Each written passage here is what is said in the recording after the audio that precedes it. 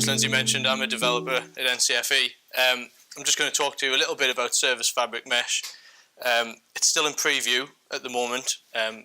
Before somebody asks, it's supposed to be coming into GA in the next few months, but we've seen this before at Microsoft. All I want to really do is go through some of the basic features of it.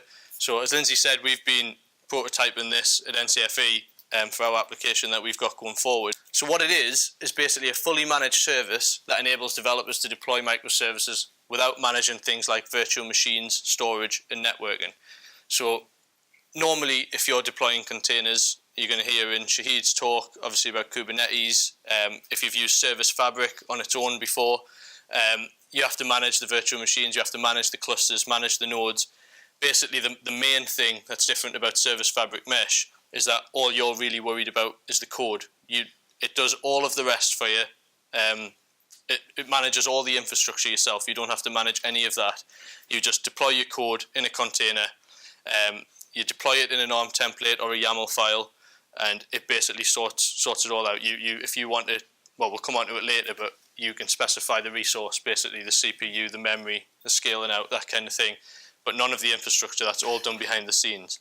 And how it's actually built is on top of Service Fabric. So all the clusters and nodes that it's using in the background are all Service Fabric nodes and clusters. Just as a developer, you don't have to manage any of that. So you can do loads of stuff with it. I'm not going to read all of these out, but obviously all your general things that you'd be looking for from a container orchestrator, such as high availability, scaling in and out, discoverability, message routing, etc., etc.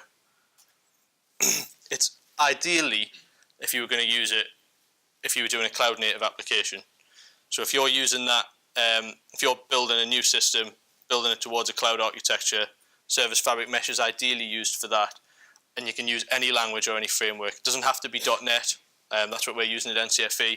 But it doesn't have to be. You can do it in Java, whatever you want. As long as you containerize it all and put it up to the cloud, it'll work.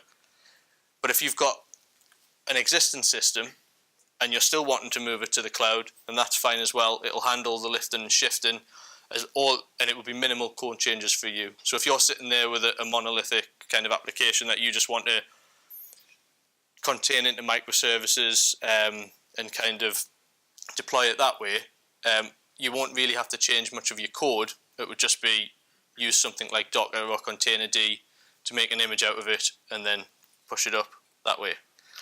You can also use your own VNets, which we'll come on to in a minute, if you do have your own virtual network and things, and you're wanting to use that rather than Service Fabric Mesh's network. So I mentioned at the start that basically what I'm going to show you here is how to deploy something into Service Fabric Mesh, and then and show you the kind of the deployment model, and then show it scaling in and out. So a typical Service Fabric Mesh deployment model is, we're going to use a JSON, but you can use a YAML files as well. It's basically got applications, networks, gateways, secrets, volumes, and routing rules. They're the resources that you can specify in your JSON template. So we're just going to go through a few of these. So the first one's applications and services. So your applications are basically a group of services, and a service is basically describes how containers are run. So if you look at that image there, you've got two services and two containers running in that application. So your application you would specify in your JSON file, and when you're describing how your containers are running, it would be things like what your CPU is, how much memory, how much disk space. The most important thing is obviously the name of the image that you're going to be deploying in that container, and so on. I'll show you all this in an ARM template in just a minute.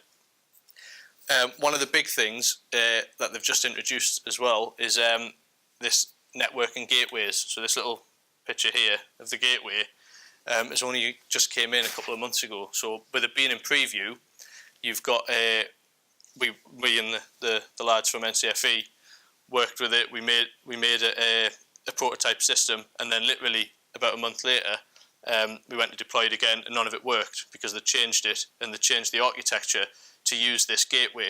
All this gateway is basically an ingress into your network. So it just connects your two networks together.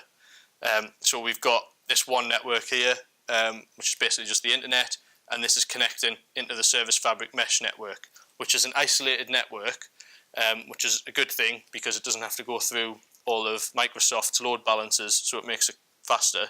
And it also means that that's where you can bring in your own virtual network stuff. It might be a bit hard to see at the back, but I can describe it quickly. This is, I'll show you the full one in a bit, but this is basically if you were going to deploy a gateway in Service Fabric Mesh, this black bit here is basically the snippet that you'll have in your ARM template. So it starts off and you basically you say the type is a Microsoft Service Fabric Mesh gateway. So you give it that type, so you're deploying a gateway as a resource, and basically it needs a source network, which is where it's coming from, so in our case the internet, and a destination network. You spin up a destination network every time. You will always have one network in your JSON file when you're doing a Service Fabric Mesh application. And then the interesting thing about the gateway bit is that you can have either this option here at the bottom, which is your layer 4 TCP option, which basically says that you're going to make this available on port 80, and if that matches, then it's just going to go off to this web listener at the bottom, and then it can go off to your endpoints from there. Obviously, with now that they've got the gateway with layer 7 in as well, you could take that TCP part out and change it to a HTTP to start using the layer 7, which would then mean that you could match routes and you could downstream and upstream to certain services. It also supports secrets. I'm not going to go into this too much because on the ARM template that I'm going to show you, I haven't put the secrets part in, but I just wanted to make you aware that Service Fabric Mesh does support secrets, so you can have your connection strings and things like that. In preview, you can only do it in line. However, I think Azure Key Vault, when it comes out of preview, can be used as well. And the same with volume resource, so you can also spin up these kind of applications as well. Now, I just want to show you a bit about auto scaling. So I've already mentioned that it can auto scale or you can manually scale your services. So if you've got one container running, for example, and then you expect some high volume of traffic, you can either manually make that highly available by saying I want 10 instances of that container, or you could have an auto scale policy in place, which basically looks something like this. So if you're someone like Ticketmaster or someone like that, you could have basically a checking CPU load. So you can specify the type. It doesn't have to be CPU load, it could be memory. But you could have it where it was going CPU load, and if the CPU went over 80%, for example, then you would come down here. So that's the trigger. If it goes 80%, then it comes into the mechanism, which is basically saying scale it out. So what I mean by all of this, it's easier to show you in a visual example, which I'll come on to next, is basically that you're going to visually be able to see it scaling in and scaling out, which I'll show you. But if you do want to get started on this, the 6 basic steps are just write an application, anything, any kind of application, any programming language, create a Docker image, use Docker if you want, you can use Containerd or any other containerization software, build that image, make a container registry, so whether that's Docker Swarm or an Azure Container Registry or anywhere like that. And then the bits that I'm going to show you now, so we've got to point 3 already, and the bits that I'm going to show you now is writing Service Fabric Mesh deployment template. You'll then just literally need to use the Azure CLI to deploy it, endpoint if you've specified it that you want to port 80, and then you can just view it in the browser. So if we go to the template here, the first one, so what I've done here is I'm going to show you 2 applications. Both of them are images that I've pulled that I didn't create, that if you Google Service Fabric Mesh, you'll probably see these same applications that are coming on. And what I've done with them is I mentioned that the gateway had changed before. So if you go away and you try to spin this up, basically what will happen is you'll find probably a video. Chaco Daniels, I think, is normally the main man who's doing that. You'll see him going through an ARM template, deploying it, but then it probably won't work because the ARM template that he deploys on it doesn't have that gateway in it, and I don't think he's updated it yet. He hadn't a couple of days ago. So what I've done is took that template, took his image of his little, well, you'll see it in a second, and then basically just amended it so that it's got a gateway in. If anybody ever wants these templates as well, just feel free to email and I'll share them around. But basically, in a nutshell, we start off here. We've got a network, so we always have to create a network in Service Fabric Mesh, and that's all that this part's doing here, is creating a Service Fabric Mesh network. We then have our gateway, which is here, which is the same snippet as what I showed you before. So this basically just does the gateway, does the TCP, gives you source network, your destination network. And then a little bit further down is where we start our actual application. And in this application, we've got a services array in which we have one front-end web, and the main part here is that I'm referencing that image there.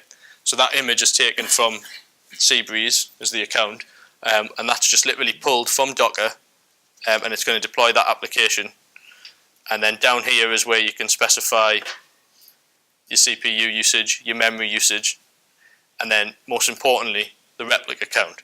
So this application at the moment is just a front-end web, and then one more down here, we have a service, which is exactly the same, code packages with a different image, specify your CPU, and then your replica count down here. Now what I'm going to show you now is if you deploy that template by using this command here at the top, that will deploy that service with one web and one backend service, one worker, with one instance of each one of them. So all that does at the top is just your Azure CLI is AZ-Mesh deployment create, your resource group, I've just called my resource group mesh demo and scaled, and then the template URI, so that exact template, I've just put it into some blob storage in Azure, but it's that exact one that we've just seen. So basically, when you press deploy, it takes about 2 or 3 minutes. I could have done it where I pressed deploy, but I didn't want it to go wrong, so I just, I've already deployed it. And basically what happens then is you've got, it's actually off the screen a little bit there, but you can see down here, this is my mesh application here, Visual Objects app. So it's deployed that, and you can see that there's one, if you can see it, right down here at the bottom, there's one web and one worker and one replica for that. Now that's got a public endpoint, and that's just that. So like I say, this is the image that got downloaded. I didn't make this bit, but that little dot basically just represents that there's one service running. Now, what if you wanted to scale that out so that there was 3 services running, which is the maximum you can do on preview, which is if you watch the videos and things, obviously Chaco Daniels is doing it with like 500 and things like that, but you can't go over 3 on the preview. So if we went back to the ARM template and deployed the next one along, this is exactly the same as the first one. All of it's exactly the same, apart from on the back end, I've just scaled that to 3. So obviously I'm just manually scaling it at the minute. I don't have a trigger on it, but you can auto scale it. And then if I go back to that, it's good watching this live. Obviously it could have, sometimes it takes 2 minutes, sometimes it takes 7 minutes. But if you're watching it live, you can actually just see it spinning up another one on this screen. But basically then it would go like that. So that one's basically showing 3 services running. So if I show you that in the portal, I've put it in a different resource group.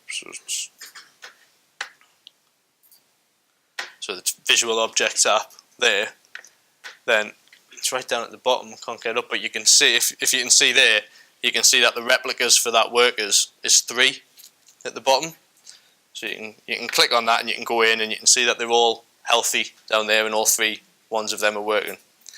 Now, that's obviously only one service. So I just want to very, very quickly, I think I'm running out of time, is show you just the exact same example, but only with but only with more services. So you've got this one here. Again, this is just another ARM template, but with some more services on there. Again, this is just an image pulled from Docker. So this one here has 3 services running. Okay, 3 back-end services. Service 1, Service 2, Service 3. And at the moment, it has 1 instance of each one running, which is represented by that 1 firework flying up for each one. Now, this is where, in preview, obviously, this doesn't look that impressive on mine. But when it comes up, so my next one, I'm going to have like 2 and 3 services running, which is on this one here. So this Service 1 has 3, Service 2 has 2, Service 3 has 2. But obviously, when it's chat what Daniel's doing, and it's not in preview, like there's like 500, there's like 500 services coming up, and you can see that in real time scaling out. So just to finish off, just to show you the ARM template for that. Again, very similar stuff till we get to here, apart from I just was experimenting a little bit more with some CPU, so you can put some higher CPU and memory in there as well.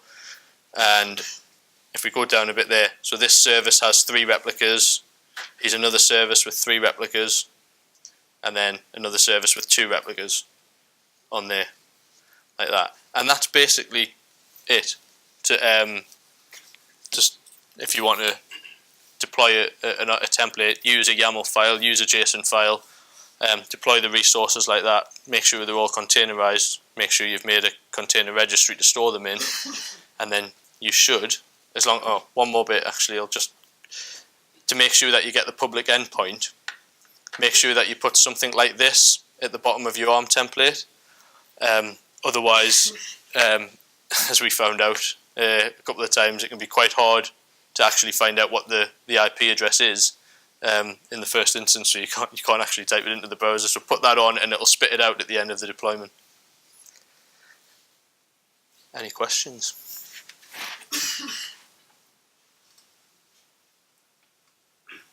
Yeah. Do you know anything about the cost of using it? Well, a little bit about it. So it's I know that you only get billed for what you paid for. So if you're scaling in and out, for example, you scale it out to where you have 40 instances of a container, you'll pay for 40 instances of a container at that time. Then obviously when it scales back out, and you say you have 5 running, then you're obviously only paying for that service. So you're only paying for the infrastructure that you use. With it being in preview, obviously it's free at the minute, but you can't do much with it in preview. And I think I read today that over the next couple of months when it comes out, you'll pay like 50% of what you're going to pay for the first few months when it first comes out. And then it'll be high price. I don't know what the actual price is of, say, running 10 containers, but I know that you only pay for what you use. Okay. Hello everyone. Thank you all so much for coming out this evening. It's great to see so many people here. I'm not very good with these mics, so can I get away without the mic? Can you hear me at the back? Yes. Let's share without the mic then. One less thing to juggle. So my name is Shahid Iqbal, and absolute pleasure to be here this evening. Very briefly, so I'm a freelance kind of hands-on consultant, working mostly in .NET, Azure, and Kubernetes. So I've been a developer for about 10 years, and I'm Microsoft MVP. I'm based in the UK. I do this talk sometimes internationally, so you'll see UK mentioned a lot, but obviously based in the UK. And I also run a meetup down in Milton Keynes. It's a .NET meetup, so if you're a fan of kind of roundabouts and concrete cows, it's the best meetup to come to. Main point of this slide really is just my contact details. Hopefully we'll get time for questions. I'll be around later today as well. But if I don't get to any of your questions or you just don't feel like asking them in public, feel free to grab me afterwards or ping me on any one of those mediums. Twitter's probably the one where I'm most active. So in terms of the agenda, I want to talk a little bit about some of the challenges that get introduced when we decide to move to microservices. And we'll talk about how we can try and address some of those challenges with modern cloud-native technologies. This talk's going to be quite high level. I'm not going to go into a huge amount of detail, and there's some assumptions which I'll cover in a second. There's a couple of demos, but I'm going to use videos for the demos just because hopefully things will flow a bit smoother that way. So I'm not going to cover things like how we decompose our monoliths into microservices, because I'm sure any of you who are working in this area will know this isn't a topic for a talk really. It's so domain specific, and there's so many variables. The answer for me as a consultant will always be it depends. So we won't talk about deep dive into how we create containers. The assumption is most people who come to meetups have kind of heard about containers now for the last 2 years probably. I'm a bit bored of it. I'm also not going to go deep into Kubernetes.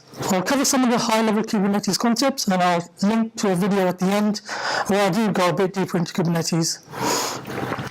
So now, time for you guys to do some work. People working with microservices, other than the NCF people. Anyone else working with microservices? Okay, excellent. There's a few hands. Containers? More hands? In production, keep your hand up in production. Oh, one hand over there, excellent. And other things like Kubernetes, service meshes. Using DCOS. Okay. Yeah, excellent, okay. Anyone not heard of Kubernetes or containers, don't be shy, it just helps me try and make sure I fill in some of the gaps as I speak. No, okay, excellent. So microservices, sure everyone's bored to death of reading about definitions of microservices. This is one example, I'm not going to read all of it. What I want to call out is really the bits that are coloured, the highlighted. So we're talking about modular components and services. Aligned to business capabilities, so not aligned to technical boundaries, aligned to business capabilities, and probably one of the most important bits, independently deployable. That last bit often gets forgotten or missed. And I think people in their kind of desire to want to say they're following certain trends and buzzwords, they overlook that point and then they create a lot more problems than they actually had in the first place. I'm a fan of monoliths. I can say that publicly. I think microservices is a trend word, and I think a lot of people started adopting it without really understanding what they're about. They solve a very specific problem, but they create another load of problems, as hopefully I'll cover as I go on. If you don't do things like independently deployable, all you've really done is taken what was previously a monolith, and maybe a good one, and turned it into a distributed monolith. And what you've done is you've taken what was previously a in-memory function call and turned it into a network call, and added a load of latency and partitioning problems and everything else. So that's one area that I really want people to kind of bear that in mind. Another thing that's missing off this slide is size. Every time I've been to a talk about microservices, somebody's always mentioned the size. There must be X number of lines of code. There must be X number of people working on it. Size is the least important aspect of a microservice, even though it says micro in the name.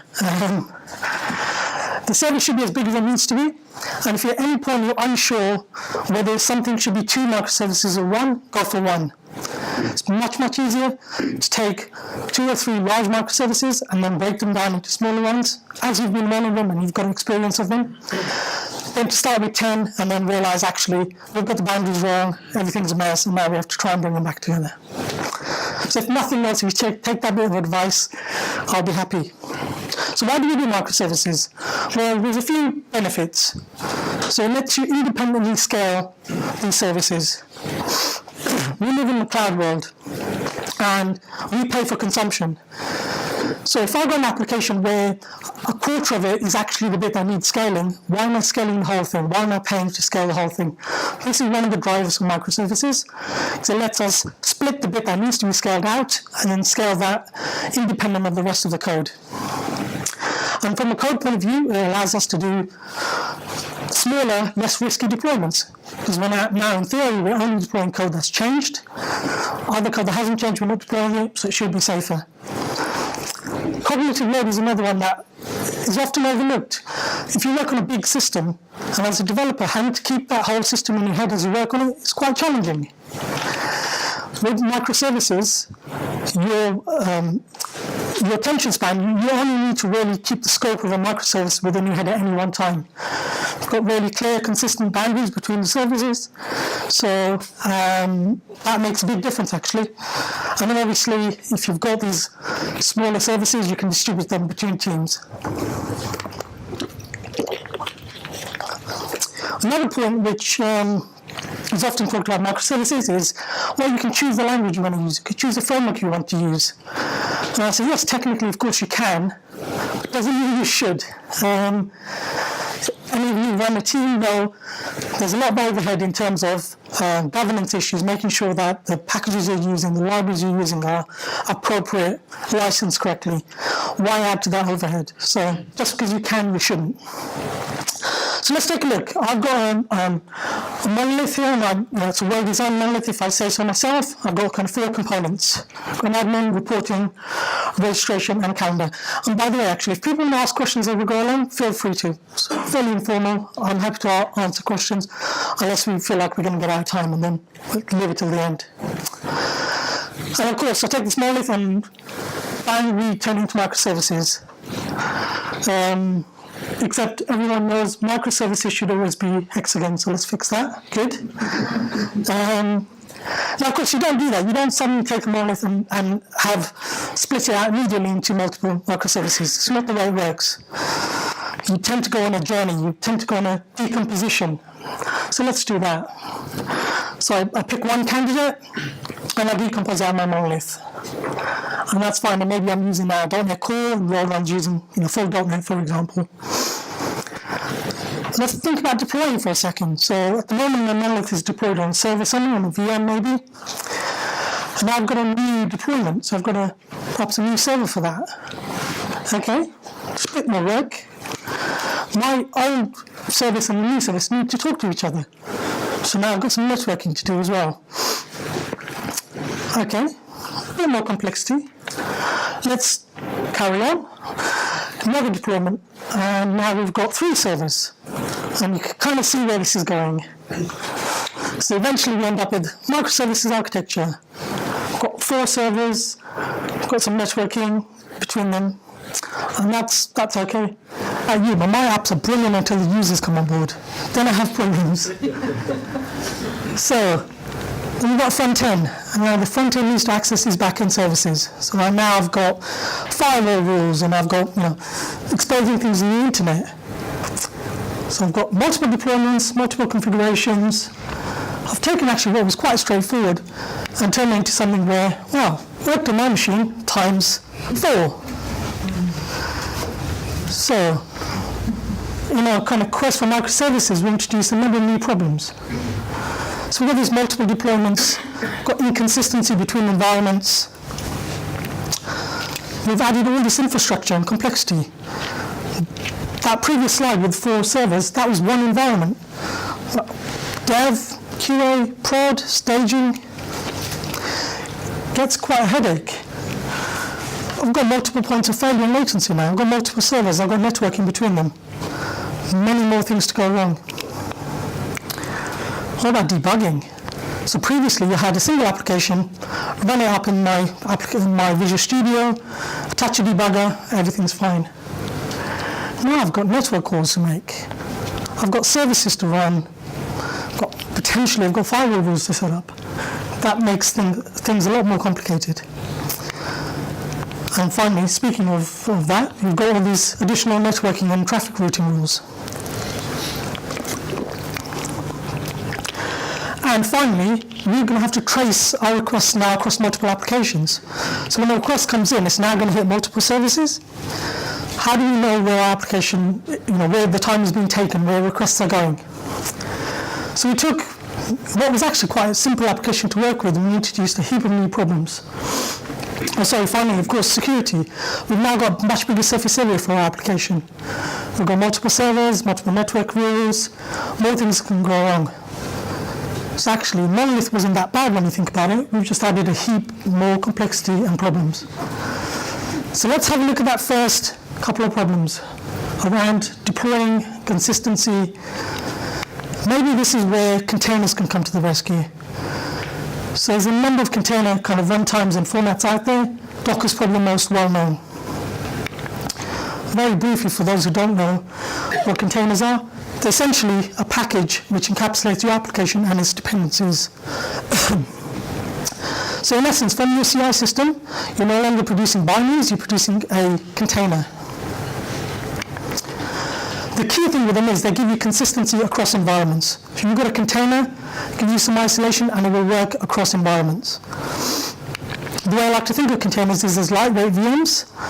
They essentially give you the consistency and the isolation to some extent of a VM, but they're much quicker to start. So VMs can take minutes to start, containers take seconds, if that, actually.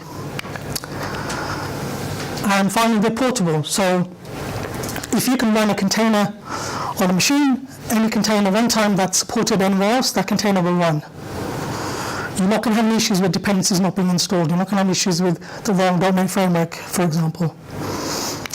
So once we move to containers, we're now deploying our kind of applications onto servers, and we've got some isolation now, so we've got the ability to maybe run multiple applications on individual machines, and this is really good. Until one of those machines dies. Then we need to know the machine's died, so we need to understand that. So hopefully we've got metrics and we've got logging and alerting set up. Then we have to figure out what was running on those machines, and we have to find somewhere else to run them. So when it comes to managing containers, this is where something like a container orchestrator may come to the rescue. Now, there are a number of these, but Kubernetes is probably the most well-known, and this is on the title of the talk. So it's the one I'm going to talk a little bit about.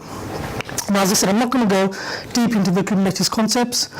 We'll stick at a high level. So Kubernetes is an open source container orchestration platform. It was created by Google originally. It's actually now donated to the Cloud Native Computing Foundation. It's a bit of a tongue twister. And that's a collaboration between a number of large tech companies. So Microsoft, Amazon, Google, obviously, Alibaba, every large tech company you can think of is now a collaborator on this project. So one of the key reasons why it's seen such a big uptake. And essentially it helps you run your container-based applications. It takes away some of the management you need to do. So how does that work? Well, in essence, we take a bunch of servers and we install Kubernetes, or the equivalent kind of orchestrator, across multiple servers. Now, as a developer, or even as an operator, I don't really think about those underlying machines anymore. All I care about is my containers and deploying my containers. So I deploy my containers, and if at any point one of those servers dies, Kubernetes will detect that there was some containers running that aren't there anymore, and it will find somewhere else to run them.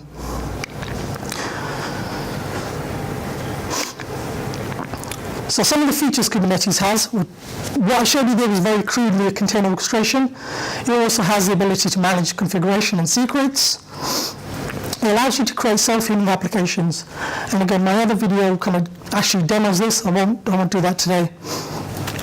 It allows you to auto-scale your applications and actually auto-scale your cluster as well, which is quite important. Juggle the water. Gives you the ability to have service discovery and load balancing. So in your application, if you imagine when you scale up, you have to be able to distribute the requests across those individual instances. So it has some really nice features built in to allow you to do that. It also allows you to control ingress in a very crude way. So ingress essentially is traffic coming into your cluster. And actually has many other features which I won't go into. Now, if you're sitting there thinking, well, he's talking about complexity of microservices, and I'm suggesting we run Kubernetes as a way of solving that. Well, surely Kubernetes is quite complicated and has a massive overhead. And that's a perfectly valid point. So running Kubernetes yourself is something I wouldn't recommend, unless you've got a big team who wants to be, you've got platform engineering teams.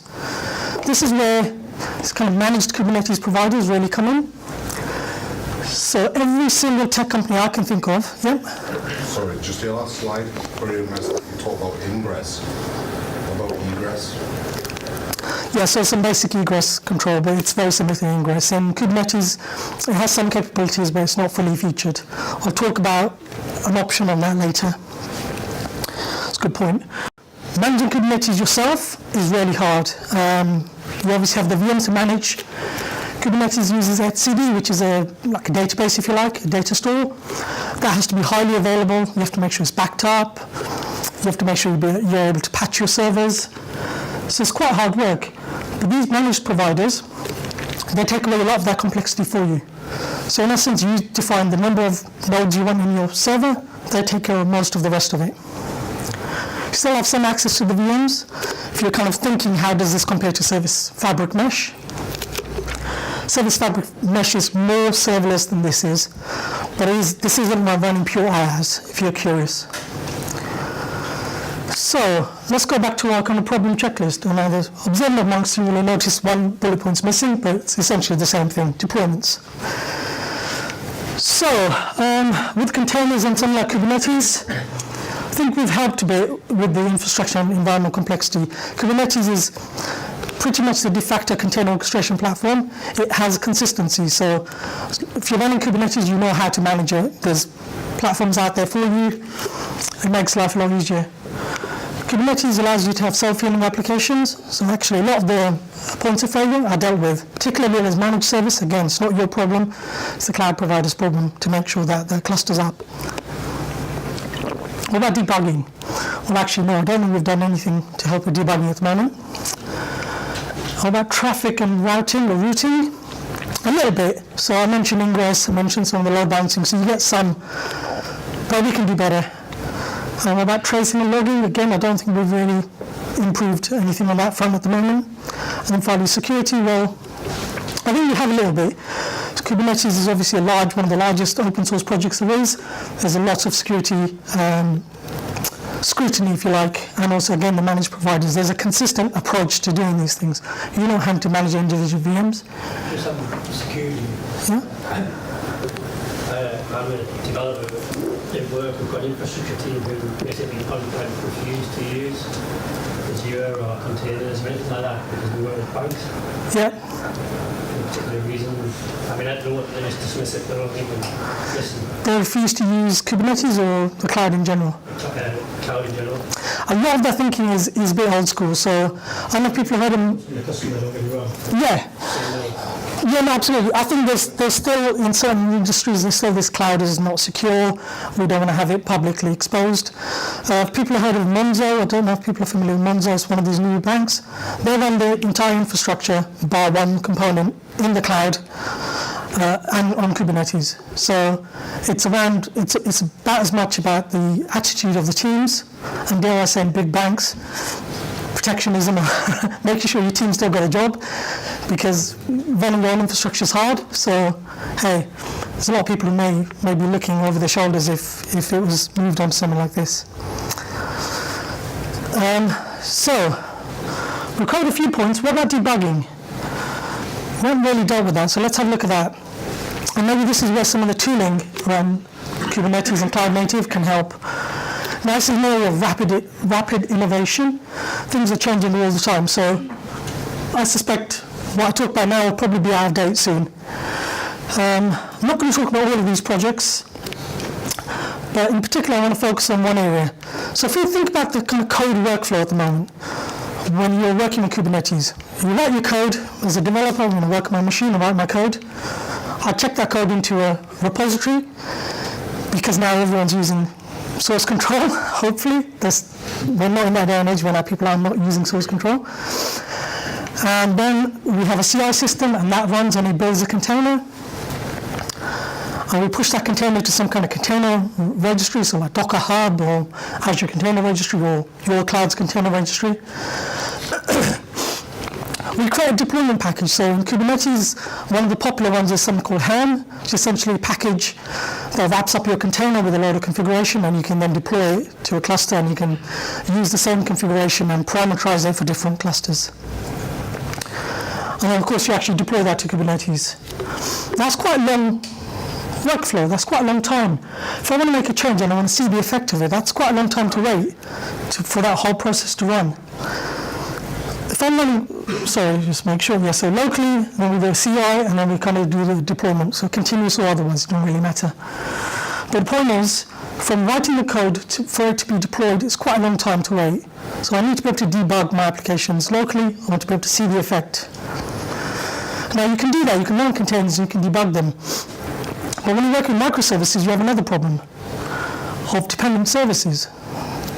So let's assume I'm working on this service A, and it gets called from the front end, and it calls the service B. How do I work with this when I'm kind of developing locally? So a few options here. What I could do is I could mock or stub out these other services. Work with just the service I want to work with. But when I come to deploy, I'm going to have to be able to swap out these mocks or stubs with the real instances. It's also not ideal because the behavior of my mock or stub may not be the same as my real service. Okay, well, maybe I run all of these services on my local machine. That's an option. In this example, there's only 3. Maybe it's not so bad. I run Minikube or Docker for Windows, and I run all of these dependent services on my local machine. Imagine if you had tens of services. It gets a little bit harder. Yep. Is this not the nightmare of the distributed monolith? In what sense? You've got dependent services. But if you want to test end-to-end, you do have dependent services. You have something that's going to... It's okay. No, the distributed monolith is as much around the deployment. So if you have to deploy everything together or version it together, then you have a problem. But yeah. So yeah, you could run all of these together, and that may work when it's a handful of services. When there's a lot of services, that can become problematic. One, actually, your developer kind of onboarding gets a bit more difficult. You've got to make sure your developers' boxes have got, tons of resources. And actually, as a developer, that's a handy excuse to get a new machine with, crap ton of memory in it. So another option is run everything in a remote cluster. So you can actually debug to a remote cluster. It's not too bad. But this has problems as well. So what do I do? Do I have my own cluster, and then my colleague has their own cluster, and another colleague has another cluster? How do I share what I'm working on with somebody else? So that's not great either. Final option is, what if I can run the service that I'm working on my local machine and everything else on some shared cluster somewhere? And this is where Azure Dev Spaces kind of comes in. So what Azure Dev Spaces is, it's essentially it's an add-on to AKS, which is the Azure Kubernetes service, and it allows you to create what's called workspaces. So in this example, I've deployed my application, and I've got this workspace. This is what's called the default workspace, and it gets a domain name. Now I want to work on service A, V2. What I can do is on my local machine, I start working on V2. What it does is I create my own dev space, and it gets assigned a new domain address. So it's the name of the workspace .s. No idea why it's .s. Then it's the same address as before.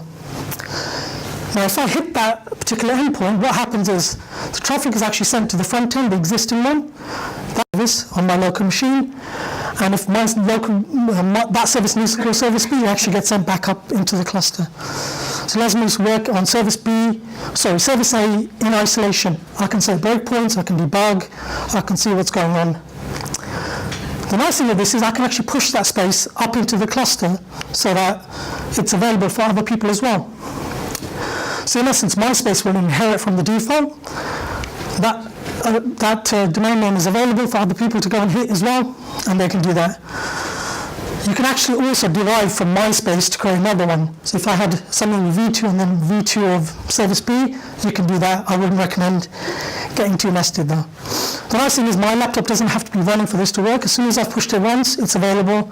My colleagues can go and have a try, see what V2 of my service looks like in the context of the other services. Again, when it's 3, it's not so bad. When it's a lot more, hopefully you can see the power of it.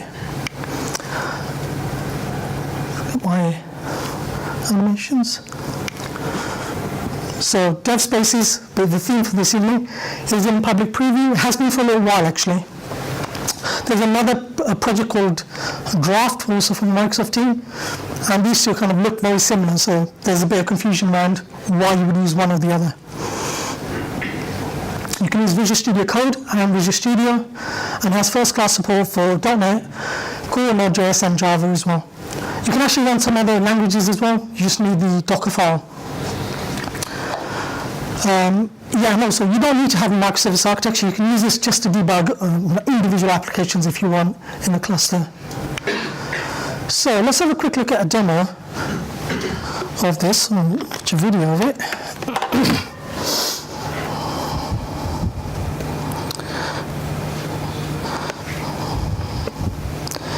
So let's see if I can time this narration with the video. I've always got it wrong. So what I've got here is I've got a ASP.NET MVC application.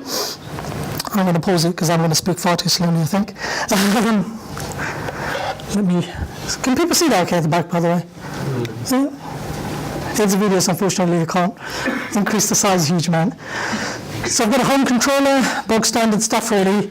I've got the details action here, and it's making a network call. So I've got this HTTP client, and I'm calling the other service, and it's called backend. If you're familiar with Kubernetes, you see that Kubernetes gives you DNS names for your services. So it's just HTTP/backend/API details. There's this weird bit in here, which is around header propagation. So the way dev spaces does the traffic routing, it needs a header in there, so you have to kind of propagate the header. Otherwise, the rest of this is pretty standard stuff. Start the video.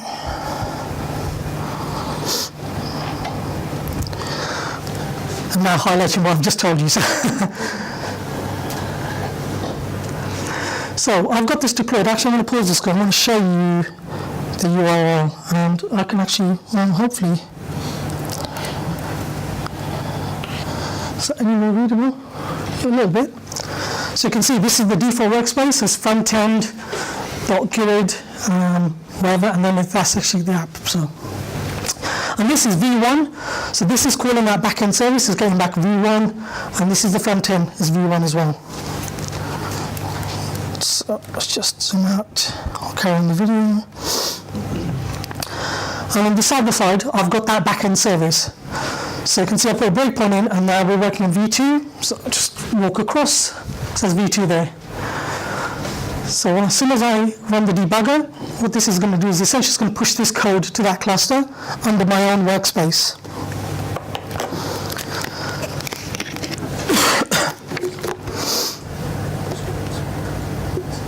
So you can see I've got breakpoint now.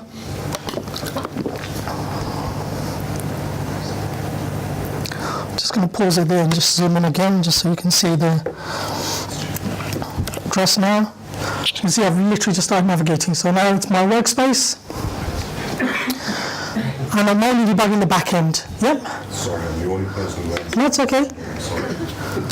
That URL, is that pointing to a reverse proxy or a load balancer, and it's managing the containers behind that? Yeah. Yeah, all that's hidden from you, so you don't need to worry about it. This is part of that service, so you don't really see the guts of it. So let's zoom out. So you can see that was my workspace. And on the right-hand side, you can see this is Visual Studio Code. Now, this is that back-end project. So this, again, is another API, web API, .NET Core. And I've got a breakpoint just where it returns V2. So I've changed it from V1 to V2. So you can see that's now hit the breakpoint. Let me just pause this just to try and hopefully drive home the point. So this V1 is not running anywhere. It's not running on my machine. This is running in the cluster. That's the default version, if you like, the current production version, if you like. But now I'm only running this V2 backend, and it's hit that breakpoint, and then it's returned the new text, so the V2 text with the V1. Now I can stop the debugger. I'm not running anymore locally, and I can still refresh, and you should see that it's still working. So that space is now available for other people to access if they want to test or do anything similar. Okay, this is a really quick kind of demo on dev spaces. Let's flip back to the slides.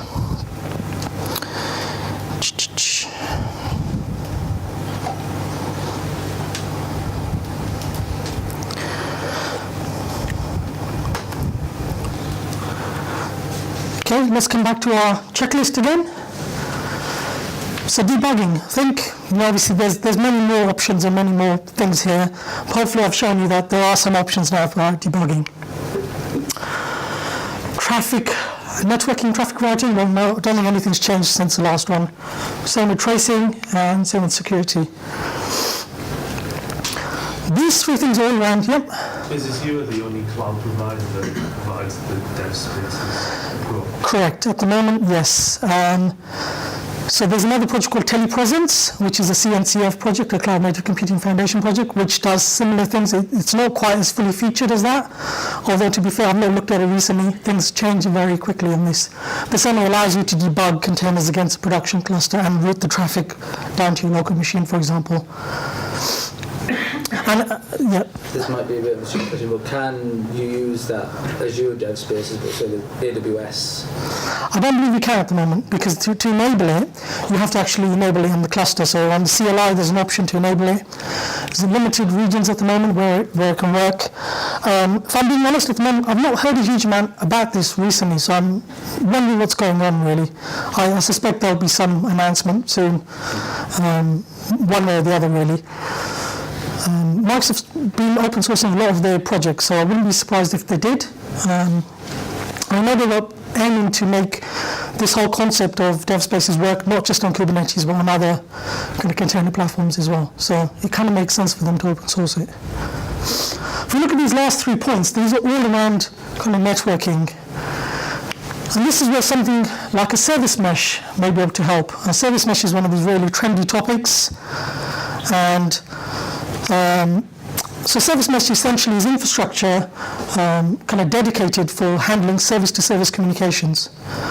So its job really is to help you kind of deliver requests through your microservices architecture, if you like, in a cloud-native environment. So the most well-known of these is Istio. And Istio is an open-source project being led by Lyft, Google, and IBM. Essentially runs on top of Kubernetes and other platforms. This is one of the really powerful things with Kubernetes is it's a platform you can deploy your code onto, but you can also build a platform on top of it. So many people, myself included, believe that Kubernetes will become so ubiquitous that it will become, it'll almost disappear from everyday use. It's like when you're running VMs, you don't really think too much about the underlying networking in the cloud. It's going to be like that. It'll become such a ubiquitous layer. Really powerful things you can do in Kubernetes, you can extend its behavior, and this is what Istio does. Although Istio is designed to work not just on Kubernetes. So kinds of things it provides. So it allows you to have network error handling. So these things like circuit breakers, retry logic. It allows you to do rate limiting. So if you've got a service in your cluster, in your microservice architecture, which is misbehaving and it's hitting a lot of requests to another one, you can apply rate limiting. Now, presume most people here are probably .NET developers. Is that fair assumption? Even if you're not, I mean, .NET has Poly, if you're familiar with Poly. Other languages have a similar concept. We have libraries that allow us to do this. Why would I need something like Istio if I can do this in my library? That's a really good point. So the key advantage of using something like Istio is you push that concern, that retry logic, that infrastructure for networking, you push it down into the platform. So it's no longer a concern of your application. The application needs to handle the status codes that may come back from it, but you're not having to write that code in your application. Now, if you're just using .NET in your whole organization, the argument for using something like this over Poly is a bit, depends. If you've got multiple languages in use, most languages have a platform like this, have a library that allows you to do this, but they may not behave in the same way. Also, if there's a bug in that particular library, then you have to redeploy the application to fix that bug. If it's pushed down into the platform, it actually becomes a platform concern. So Istio allows you to do traffic shaping or shifting, and I'll kind of explain what this is in a little bit. It allows you to do fault injection. So one of the challenges when you have microservices architectures is you are going to have more faults than a monolith. You're going to have network partitions. You're going to have transient errors in your network. Testing for those is quite hard. You can't sit there waiting for it to happen. So being able to inject faults into your service communications is quite powerful. Also, go about pranking your colleagues. You should make sure they only get a fault and no one else does. And also, it allows you to have security and communications between services and apply policies.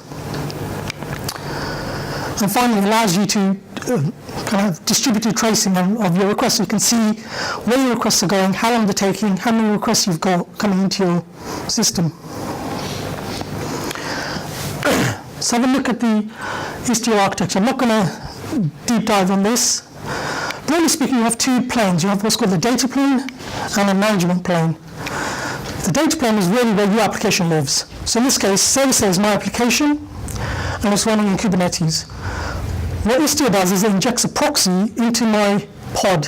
So pod is where your containers run. You can have more than one container in a pod. So Istio injects a proxy into that, and because all the traffic is now being intercepted transparently from your application, Istio can then do clever things. So it can apply policies, it can apply encryption, it can do various things. So the management plane is essentially just the thing that controls or configures it. So if you're thinking of this and you're looking at this and you're thinking, well, now all my traffic is going through this proxy, surely that's going to add an overhead, it's going to add latency. And again, it's a really valid concern. So Istio uses a proxy called Envoy Proxy, which is another open source project. In fact, I think, I might be wrong, it's the same proxy that Service Fabric Mesh uses. This is a really lightweight C++ proxy that was designed specifically for this purpose. I gather it adds latency less than 1 millisecond to requests. So, don't know about you, that's perfectly acceptable to me. So Envoy came out of Lyft, which is a kind of like Uber in the US, quite a big unicorn company, and they run hundreds, if not thousands, of services, and they all use Envoy Proxy. So they seem to be happy with it, so I wouldn't be too concerned. So in terms of Istio, you can just deploy this to your Kubernetes cluster using Helm.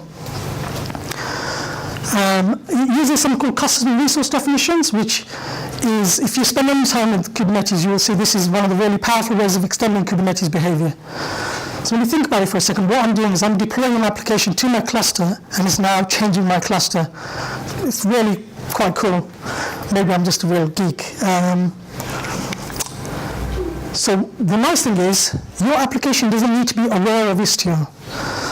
If you've got an application that you can deploy to Kubernetes anyway, when you deploy it, Istio can actually transparently and automatically inject that proxy into your application. So your application wasn't designed to have rate limiting applied, it wasn't designed to have encryption applied to it, it just happens seamlessly. Now some people don't like the magic of this, what's called automatic injection, so you can actually use the Istio command line tool to generate the updated manifest files. So again, I appreciate if you're not that familiar with Kubernetes, and some of what I'm talking about may not make that much sense at the moment. So let's have a look at kind of service-to-service communications. So in this example here, what if somebody gets into my cluster, a bad actor gets into my cluster? What they can do is they can snoop on the traffic between my product reviews and product ratings. Now, to be fair, that's probably not a big deal. There's not going to be a huge amount of sensitive stuff on there. So what you can do with Istio is you can apply neutral TLS. Essentially, what this will do is ensure that the traffic is encrypted between those two services, and that happens without you needing to create certificates or do anything else. Istio has a built-in certificate authority, and it can actually create the certificates, rotate the certificates. You don't actually need to do anything to enable that other than to enable the feature. Now we know hackers are kind of persistent. What if they get and compromise one of my applications? So now they've compromised one of my services, and they can use that to snoop on or access the data from a service they should never have been communicating with in the first place. So what you can do in Istio is you can apply policies which say that this service can only talk to this service can only talk to this service therefore cannot talk to that service, and any attempts to do that will get blocked. So I mentioned traffic shifting earlier. Traffic shifting essentially allows you to partition some of the traffic into your service and perhaps send it somewhere else or do some other clever things with it. So an example here is I've got a V2 of my kind of product review site, service rather. I can deploy them to my production cluster. Normally you wouldn't dream of doing that, would you? But often that's the best place to do testing. What I can then do is I can set up a traffic shifting rule that says if the user is Jason, Jason's one of my testers, when Jason hits that service, they get V2. Otherwise, everyone else is V1. Jason can go and test it, Jason's happy with it. What we can then do is we can say, well, let's do the next step, let's do a canary deployment. So canary deployment is where you partition a fraction of your traffic, so let's say 10% of your traffic sees the new version of the application, the rest of the people see the old version. And then you can monitor that, see the telemetry. If you're happy with it, you can then roll that out. My animation's a bit weird. So for example, I start with 10%, and then I can monitor that. So since I've given this talk, there's a really cool project out there called Flagger, which essentially automates this rolling out bit. So what it does is it allows you to specify which errors you're looking at for, so 500s, 400 errors, etc. You start a deployment and it will start ramping up the canary deployment. If it detects errors, it will start rolling that back automatically. It will stop the deployment and roll it back. Very, very cool. Finally, on the kind of features I talked about, observability and metrics. So Istio uses Prometheus. Prometheus is a really popular kind of metrics server that runs in Kubernetes. And out of the box, they give you a number of Grafana dashboards that let you collect some service metrics.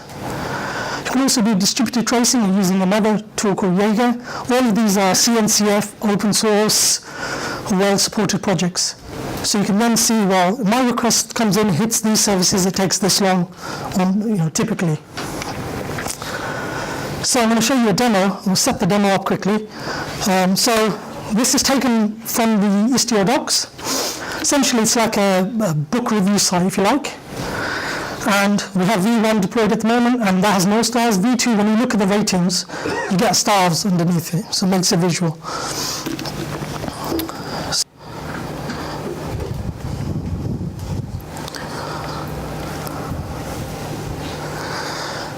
So when you deploy Istio, it creates a lot of components, and this can be a little bit scary at first. This is the Istio components within the Istio namespace, and you can see there's a load of stuff in here. Istio is actually quite good because it allows you to pick and choose which components you want. You don't actually have to go all in on Istio. There was a criticism of the project originally when it first came out. There was this problem of you needed to adopt everything. Now they've made it very modular, so you don't need to have, if you don't want mutual TLS, you just want traffic shifting, you can just have the traffic shifting components. So I have deployed the application. Let's just run this on. So you can see I've got V1 of all of my common applications. And this is the front end, so amazing design, as you can tell. The main thing is there's no stars. So if I refresh, there are no stars. Now what I'm going to do, and let me pause this one and just show you. So Istio has, so now for Istio, you're using YAML files, you're basically using kubectl to actually configure it. So it has a virtual service, which essentially is the service that you're routing to. And we can see here that we're sending it to reviews and to V1. So that's why all that traffic is going. We're still seeing the no stars. What I can then do is I can deploy V2 of my rating service, so review service rather, the one that has stars. If I now get deployments, you'll see I've got V1 and V2 running side by side. And of course, V2 is not accessible because I've not specified any traffic. So if I come back to the UI and I refresh, I don't see any stars because I've not told any traffic to go to this particular version. If I log in as Jason, Jason still doesn't see any stars. So let's now set up a rule that allows Jason to connect and see V2. So I'm just going to pause that so I can. So similar to what we saw before, but now what we're doing is we're matching on HTTP headers, and we're looking for end user Jason. If that matches, it gets sent to V2, otherwise it gets sent to V1. Appreciate if you've not seen these YAML files before, it may be a little bit daunting. Hopefully if you watch the other video and then come back to this one, it should make a bit more sense. So, is that running? Yep. So now when I apply that new service rule, got to type slow when I'm watching myself. What is that window that you type in? It's basically a Windows command. It's using Commander, which is a open source free library. I can show you it later. It's just basically a command window, but I've got some add-ins to make it look. Do that in DOS. No, it works exactly the same. As long as the command line's there, that is essentially a glorified DOS window. Okay. I'm running Windows. That's on Windows. It's not Linux or anything. Right. Yeah, sorry, I should have clarified that. So now, if I refresh this page, I'm still not logged in, and I still don't get any stars. Now I log in as Jason, and of course, what we should see see stars. Jason's now seeing the V2. Refresh that. He's only seeing V2. I sign out. Now we're not seeing the V2 again. Now what I can do at this point is I can do a canary deployment now, or I can just go, well, let's go all in on V2 now. So now I've just changed our rule from V1 to V2. As soon as I deploy that,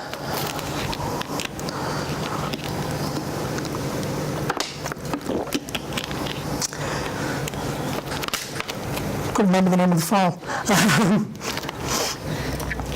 So now when I go back to the UI, what I should see is I'm seeing the stars no matter whether I'm logged in or not. So there we are. So I rolled out to V2. Same name as Jason. Jason still says V2 because there's no specific rules now. It's exactly the same. At this point now I can just delete the V1. I'm happy it's all rolled out and everything's good. So that was kind of traffic shifting. Last video is around the metrics and distributed tracing. So I was running this locally, I had to expose some ports, but essentially there's a built-in Grafana dashboard. And you saw the distributed tracing in a second. So this is one of the built-in kind of Istio dashboards. I won't talk through all the points, but it's got some interesting design. It'll tell you the number of requests for a service. You can see if the service is backing up. You've got telemetry. You'll see where the requests are going, how long they're taking.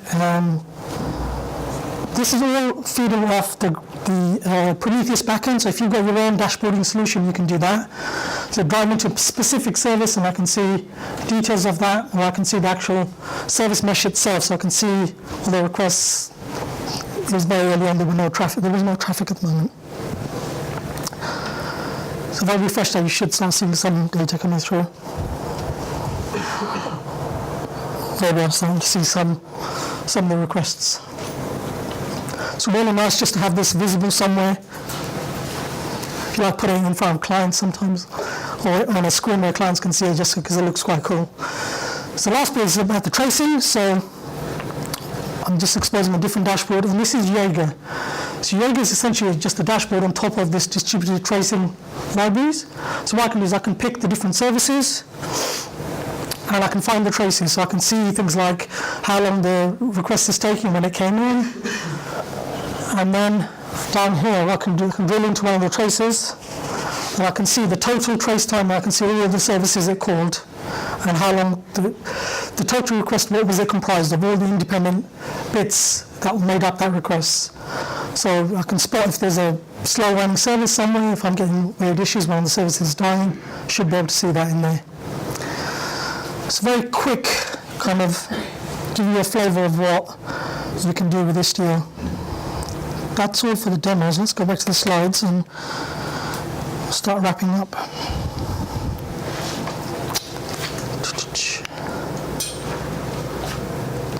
So we'll come back to our checklist. You're probably bored of this by now. So I think we've shown we can do some clever stuff now with the networking. Same with the logging, and actually with the security, I think we've improved the situation a lot. It's not to say everything's perfect, but in the context of this talk, I think we've made a difference. Briefly, I just want to mention, part of this talk, really, what I wanted to get across was these technologies have been invented to solve a problem that was created by microservices. And what I often see is people finding a need to do microservices just so they can use this technology. So So we've got a monolith, we decide it's the right thing for us to have microservices, therefore we have problems, so we need containers. With containers, we need orchestration, so we need orchestration, we may need service meshes. Service meshes are not essential, they are another level of complexity. Does your team have the capability of learning and maintaining a service mesh? Does it matter? I didn't mention, I think you asked about egress. So yeah, you can control egress traffic, so traffic leaving your cluster, you can control where that goes. You can actually control traffic coming in as well. And you can also extend the service mesh onto VMs. So if you've got VMs, Linux only at the moment, you can actually send traffic to a VM hosted kind of monolith application if you want, as well as your kind of microservices architecture. A few of the companies are using Istio in production, actually using it for that purpose, where they're doing a migration and they're actually sending bulk of the traffic is still going to a monolith. So what you don't want to do is say, well, containers are cool, let's use them. Oh, now we need orchestration, and service meshes are cool, let's use them. Damn, this monolith doesn't really fit with this, let's turn into microservices. Obviously, that's not the right answer. So to summarize, cloud-native technologies, they alleviate a complexity problem that arises when you move to microservices. Now, a bit like the first law of thermodynamics, complexity is never really removed. It's just converted into another form, and ideally it's converted into the form that's somebody else's problem. So much like Service Fabric Mesh takes you into serverless, managing those servers, managing scale is somebody else's problem. In the same way, these technologies try and help you do that. We have rapid innovation companies are investing in. I suspect this year we'll see a lot more changes on this front. And service meshes really help you kind of improve on service-to-service communications. Some people argue, why isn't this built into Kubernetes? It's a fair point. I think Kubernetes, people want to keep Kubernetes reasonably pure. But again, just because I've talked about it and it looks really cool, please don't think you should need to use it if you want to do everything else. I think with that, if you want to learn more, I've mentioned this talk a few times, a shameless plug, I guess. That's the Kubernetes kind of talk where I cover a lot more concepts in Kubernetes. Some of you may have even seen this talk. I did a talk up here, I think it was in August at a meetup. Istio's, their documentation is actually pretty good, but a little bit heavy going if you're not that familiar with it. These two books, the Kubernetes Up and Running book is excellent. If you're new to Kubernetes, it's a small book, brilliant, and I don't think you'll ever go out of date because it covers the concepts really well. And the bottom one is from Brendan Burns, who's one of the co-founders of the project. That was available as a free ebook. You just had to register with Azure. So if you Google it, you may still find that available. And lastly, anyone who's heard me talk, I always mention Katacoda. So Katacoda is this free online learning platform that allows you to go and play with these cloud-native technologies. So if you're working with a corporate laptop and you can't run Docker for Windows or Mac, you can't run Kubernetes, or you just don't want to, as long as you've got an internet connection on the browser, you can go and play with Istio, all of those things I showed you before, Envoy, Proxy, and you can learn in an interactive environment. And it's totally free to use. I don't work for them, but I always encourage people to go and take a look. That's where I learned most of what I talk about in the last couple of years from there. I think with that, I'll say thank you. These slides, a very similar version of the slides available at that bit.ly link. And then a version of this talk I gave at NCFE Sydney is available at that bit.ly link as well. My contact details are there, and I'm happy to take any questions. So this applies to dev spaces and to Istio. A lot of the examples that you put on the screen for the interconnectivity between services appear to be centered around HTTP. Yep. But if you go on event-driven, kind of just couple if you want to go async with a queue, both of those products protect that. No, so Istio can do gRPC, which is, if you're familiar with the kind of cloud native, is the popular methodology. It can also do TCP to some extent. I think it recognizes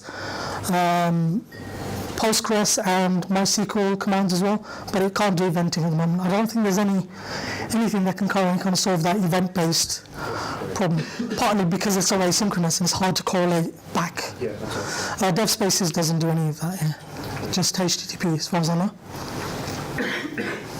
Any other questions? Okay, in that case, thank you very much.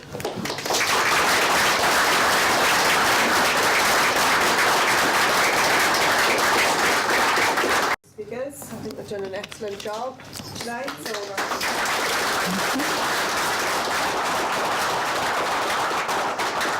wish you well on your microservices journey, and keep in touch and let me know how you're getting on with it. Yeah, drinks or pizzas or chance to talk to Steve or Shahid from now on. Thank you.